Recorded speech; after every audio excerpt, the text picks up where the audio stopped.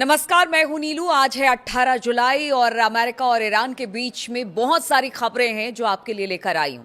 देखिए, अमेरिका के बीच तनाव की लपटें एक बार फिर से तेज हो रही है। अमेरिका ने ईरान पर 7वीं रात को भी हमला किया है। यूएस सेंट्रल कमांड ने कहा कि उनका मकसद ईरानी मिलिट्री को कमजोर करना है। ईरान के हेल्थ मिनिस्ट्री ने शुक्रवार को बताया कि ईरान के कई प्रांतों में यूएस के हमले में कम से कम 38 लोग मारे गए हैं और 400 से ज्यादा लोग घायल हुए हैं। हमलों में पुलों, बिजली की सुविधाओं, चाबहार की शाहिद कलंतरी पोर्ट पर मैरीटाइम कंट्रोल टावर समेत सिविलियन इंफ्रास्ट्रक्चर को निशाना बनाया गया है। और अगर इस वक्त बात की जाए जो कि लेटेस्ट हमले हैं, वो भी हम आपको बता दें कि किस तरह से हमले हुए हैं।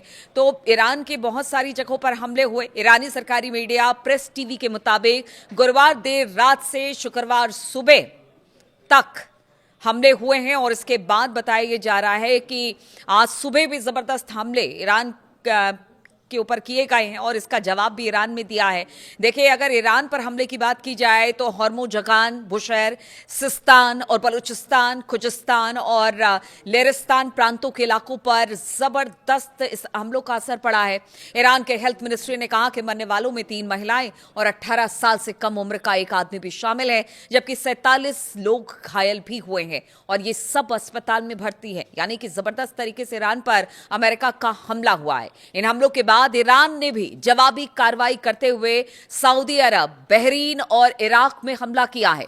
सऊदी अरब में ईरान ने 4 महीने में पहली बार ऐसा हुआ है जब उसने हमला किया है। ईरान ने कहा कि अमेरिका हमलों के जवाब में समंदर को नर्क बना देंगे। और इसी के बाद हम आपको बता दें कि करीब 2 जहाज उड़ाए गए हैं। हालांकि ईरान का कहना है कि ये अमेरिका ने जानबूझकर किया है। देखिए, आईआरजीसी के मुताबिक हॉर्मुज स्ट्रेट से गुजर रहे 2 तेल टैंकर माइन से टकरा गया और इनमें धमाका हो गया। उन्होंने ये भी कहा कि उन्होंने इस स्ट्रेटेजिक रास्ते से गुजरने की कोशिश कर रहे 4 जहाजों को रोका था। यानी आईआरजीसी का कहना है कि हमने मना किया था कि आप उस रास्ते पर नहीं जाए। गार्ड्स ने कहा कि जिन टैंकरों पर माइंस लगी हुई थी उन्हें धोखा देने वाली अमेरिकी इंटेलिजेंस एजेंसियों ने भेजा था और उनमें आग लग गई और उसमें धमाके हुए। तो ये कहना है ईरान का कि जानबूझकर अमेरिका ने इन रास्तों पर इन जहाजों को भेजा ताकि वो देख सके कि यहां माइंस है कि नहीं है। ईरान के आईआरजीसी गार्ड्स ने कहा कि हमने मना किया था, इसके बावजूद भी वहां पर ये सारे जो जहाज थे वो गए हैं, जिसका खामियाजा उतने भुगतना पड़ा है। IRNA की सरकारी न्यूज एजेंसी के मुताबिक यूएस हमलों की घोषणा के तुरंत बाद ईरान के सेंट्रल शहर यज़्द में 5 धमाके सुने गए। एक और सरकारी एजेंसी मेहर ने देश के दक्षिण के कई प्रांतों में धमाकों की खबर दी है। अमेरिकी हमलों पर ईरान का क्या कहना है वो आपको बताते हैं।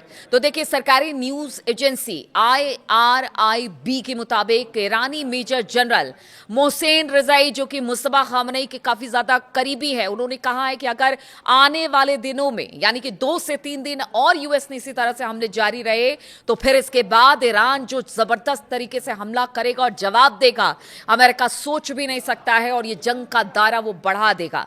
बातचीत तो दूर की बात है, अब अगर 2-3 दिन और इसी तरह से हमले होते रहे तो फिर ये युद्ध भीषण होगा और ये युद्ध बहुत ज्यादा स्प्रेड होने वाला है, इस तरह से रजाई ने कहा है।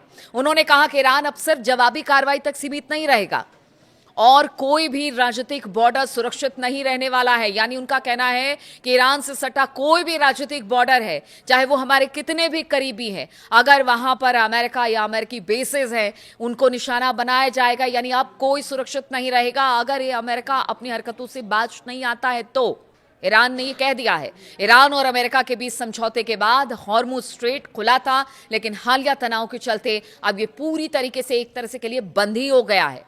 इस समुद्री रूट से गुजरने वाले टैंकरों पर हमले हुए हैं, जैसे यहां पर यातायात बहुत ज्यादा कम हो गया है या कह लीजिए कि ना के बराबर रह गया है। इसने दुनिया के बड़े हिस्से की चिंता बढ़ा दी है। खासतौर से खाड़ी देश को अपने तेल और गैस के एक्सपोर्ट की चिंता अब सताने लगी है कि आखिर वो कैसे एक्सपोर्ट करेंगे। और ऐसे में तेल गैस से संपन्न खाड़ी देश इस रूट के विकल्प को खोज रहे हैं, क्योंकि उन्हें पता है कि ये लड़ाई इतनी जल्दी खत्म नहीं होने वाली है। अब जो नई रूट को खोजा जा रहा है वो भी आपको बताते हैं कि अब क्या विकल्प निकाला जा रहा है अरब देशों की तरफ से। देखिए, हमले तो हो ही रहे हैं, साथ ही व्यापार में नुकसान हो रहा है और देश की जो हालत है वो तो अलग ही। अब जो खाड़ी देश है वो नई पाइपलाइनों और एक नए बंदरगाह के जरिए भविष्य में किसी भी रुकावट से निपटने की तैयारी कर रही है। एबीसी की रिपोर्ट के मुताबिक जानकारों का कहना है कि ईरान कुछ महीनों तक हॉर्मूज का इस्तेमाल कर सकता है, लेकिन हमेशा के लिए नहीं करेगा। यानी जो ईरान हॉर्मूज को लेकर बिल्कुल है, उसका कहना कि अब यहां से ऐसा है कि वो यहां से अब जो उसके जो गार्ड्स हैं उनको नहीं हटाने वाला है और वो यहीं पर रहेगा और ये उसका अधिकार है। तो अब कहना ये है, एक्सपर्ट का मानना यह है कि बहुत ज्यादा दिनों तक आप हॉर्मूज का इस्तेमाल नहीं कर सकते, क्योंकि अब इसका विकल्प ढूंढा जा रहा है। विशेषज्ञों का तर्क है कि युद्ध ने दुनिया को हालात के हिसाब से ढलने और ऊर्जा के लिए सिर्फ एक संकरी रास्ते पर अपनी भारी निर्भरता कम करने के लिए मजबूर किया गया है। हालांकि लंबे समय में ये विकल्प कितने कारगर होंगे, इस पर राय अभी भी बटी हुई है, क्योंकि रातों रात तो चीजें नहीं हो जाएंगी, रातों रात तो कोई विकल्प तैयार नहीं हो जाएगा। ईरान पर हमले यानी कि 28 फरवरी को जो संघर्ष शुरू हुआ था, उससे पहले दुनिया का 5वां हिस्सा यानी करीब करीब 20% तेल और गैस का व्यापार हॉर्मूज स्ट्रेट से होता था। इससे बाकी दुनिया को रोजाना 2 करोड़ यानी कि कम से कम 20 मिलियन बैरल तेल मिलता था। एक्सपर्ट का दावा है कि लड़ाई फिर से शुरू होने के बावजूद ग्लोबल ऑयल मार्केट में इस वक्त घबराहट बहुत ज्यादा नहीं दिखाई दे रही है, जो पहले हमले में दिखाई दे रही थी। यानी कि घबराहट कम हुई है, जिसकी वजह है आपातकालीन योजनाएं। एडवाइजरी कंपनी क्रिस्टोल एनर्जी के सीईओ डॉक्टर नकली ने सऊदी अरब के वैकल्पिक रास्ते यानी कि ईस्ट वेस्ट पाइपलाइन की ओर इशारा करते हुए कहा कि उन्होंने अपने एक्सपर्ट का एक बड़ा हिस्सा स्ट्रेट ऑफ हॉर्मूज से हटाकर अपनी उस पाइपलाइन में भेजना शुरू कर दिया है, जो पूरे देश से होते हुए रेड सी यानी कि लाल सागर तक जाती है। ईस्ट वेस्ट पाइपलाइन 1980 के दशक की शुरुआत में बनाया गया था और यह सऊदी अरब में 1200 किलोमीटर लंबे नेटवर्क के जरिए कच्चा तेल ले जाती है और पूर्व में अब बैक ऑयल प्रोसेसिंग सुविधा को पश्चिम में यानबूस के रेड सी पोर्ट से जोड़ती है। वहां से सऊदी तेल टैंकरों में भरा जाता है और फिर रेड सी से होते हुए स्वेज नहर के जरिए यूरोप या फिर बाबल मंदेब से गल्फ ऑफ एडन तक ले जाया जाता है और फिर वहां से डिस्ट्रीब्यूट किया जाता है। तो देखिए, इस तरह के विकल्प की अब तलाश की जा रही है, क्योंकि अब अरब देशों को भी पता है कि हमले वो ऑलरेडी झेल रहे हैं, स्थिति खराब हो रही है। अगर ऐसे में व्यापार भी बंद हो गया तो फिर उनका होगा क्या। अब दूसरी बड़ी खबर आपको बताते हैं। देखिए, गाजा पट्टी में भी लगातार हमले हो रहे हैं इसराइल की तरफ से। गाजा पट्टी में एक दर्दनाक घटना उस समय सामने आई जब एक फिलिस्तीनी के जनाजे के दौरान हमला हुआ और कम से कम 7 लोगों की इसमें मौत हो गई, 22 अन्य घायल हो गए हैं। गाजा पट्टी में एक जनाजे यानी कि अंतिम संस्कार के दौरान हुए इजरायली हमले में कम से कम 7 लोगों की मौत हुई है, जबकि 22 अन्य लोग इसमें घायल हो गए हैं। ये जानकारी एक स्थानीय अस्पताल ने दी है। घटना के संबंध में इजरायली सेना की ओर से तत्काल कोई आधिकारिक प्रतिक्रिया अब तक नहीं मिली है। नुसैरात शरणार्थी शिविर स्थित अल अवदा अस्पताल ने हताहतों की संख्या की पुष्टि करते हुए बताया कि हमला उस समय हुआ जब लोग शुक्रवार को पहले हुए एक अन्य इजरायली हमले में मारे गए एक फिलिस्तीनी के अंतिम संस्कार में शामिल होने जा रहे थे। तो देखिए, गजा की स्थिति तो बहुत खराब है। गजा में लगातार हमले हो रहे हैं, इसराइल के हमले रुकने का नाम नहीं ले रहे हैं। इसराइल हमले करता है और उसके बाद अगर बोलिए कि वहां पर मौत हो गई है तो उस पर चुप्पी साध लेता है। ये मतलब किस तरह से इजराइल करता है वो सब जानते हैं। वहां पर रहने वाले पूरे मिडिल ईस्ट में क्या हालात है गजा के, सब जानते हैं।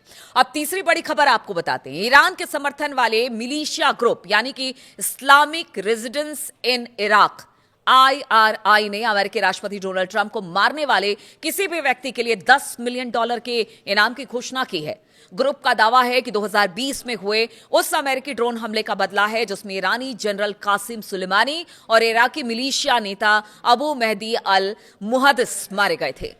ईरान के प्रेस टीवी के अनुसार ग्रुप ने कहा कि यह पैसा उनके सदस्यों और समर्थकों से मिला है, चंदे के तौर पर उसे इकट्ठा किया गया है। 16 जुलाई के एक बयान में ग्रुप ने कहा कि वो ये इनाम उस व्यक्ति को देगा जो ट्रंप को मारता है या फिर दूसरों को ऐसा करने के निर्देश देता है, या एक व्यक्ति, समूह, संगठन या संस्थान के तौर पर इसमें मदद करता है। अब आपको बताते हैं ये संगठन क्यों मारना चाहता है। तो समूह ने सुलेमानी और अल मुहद्दिस की मौत के ट्रंप को ही जिम्मेदार इसके लिए ठहराया है। लोगों, समूह और संगठनों से उनकी हत्या करने या उसमें मदद करने को कहा है। यह घोषणा तब हुई है जब ट्रंप ने इराकी प्रधानमंत्री अली अल जैदी के साथ व्हाइट हाउस में हुई बैठक के दौरान 2020 के ड्रोन हमले का सार्वजनिक रूप से जिक्र किया। बैठक के दौरान ट्रंप ने उस ऑपरेशन का बचाव किया जिसमें सुलेमानी और मुहंदिस मारे गए थे। अरब समाचार आउटलेट अशर्क अल अवसत के अनुसार ट्रंप ने कहा कि मैंने अपने पहले कार्यकाल में उसे मार डाला। अगर मैंने ऐसा नहीं किया होता तो आज कहानी कुछ और होती। असल में मुझे लगता है कि ईरान के नेता सुलेमानी से डरते थे। तो इस तरह की बातें ट्रंप ने की, यानी कि जस्टिफाई करने की कोशिश 2020 के उस हमले की और इसी के बाद अब इस तरह की खबरें सामने आ रही है। इधर अगर ईरान की बात की जाए तो वो अपनी जितने जो प्रॉक्सीज हैं उनको एक साथ आने की और एकजुट होने की का आह्वान किया है ईरान की तरफ से अगर ये युद्ध बढ़ता है तो। और साथ ही ईरान ने कह दिया कि देखिए अब ऐसा है कि अब हर मोर्चा खुल जाएगा। रूस यूक्रेन युद्ध पहले से चल रहा है। इधर अगर सऊदी अरब की बात की जाए और हुती की बात की जाए तो आप देख ही रहे हैं कि यहां पर किस तरह की स्थिति बनी हुई है और कह रहे हैं कि चीन भी ताइवान पर हमला कर सकता है। तो बहुत सारी ऐसी बातें हैं जो अब इस युद्ध के बाद धीरे धीरे लोगों को डरा रही हैं कि अगर तमाम मोर्चे खुलते हैं और ईरान अगर इस तरह की बातें कर रहा है तो फिर क्या ट्रंप और अमेरिका के हमले ईरान पर रुकेंगे? क्योंकि 2 से 3 दिन का अल्टीमेटम डेडलाइन दी गई है ईरान की तरफ से और अगर ऐसा नहीं होता है तो ये वॉर और ज्यादा एक्सकेलेट होगा और ज्यादा बढ़ेगा और ये दिक्कत पूरी दुनिया के लिए आने वाली है। इसलिए पूरी दुनिया इस हमले और लगातार हो रहे एक दूसरे पर वार पलटवार को लेकर डरी हुई है। पिछले आगे आने वाले आप देखिए, आज शनिवार है फिर रविवार है और इन 2 दिनों में हम देखते हैं कि किस तरह से हमला होता है। ये इतिहास रहा है और पीछे जब से युद्ध छिड़ा है तब से हम देखते हैं कि किस तरह से शनिवार रविवार को तो जबरदस्त हमले होते हैं। अब ये किसकी तरह से कैसे किस तरह से हमले होते हैं इस पर लगातार मेरी नजर बनी रहेगी। बहुत बहुत शुक्रिया मेरे साथ इस वीडियो में शामिल होने के लिए। आपके कमेंट का इंतजार रहेगा। आप अपना कमेंट जरूर करें।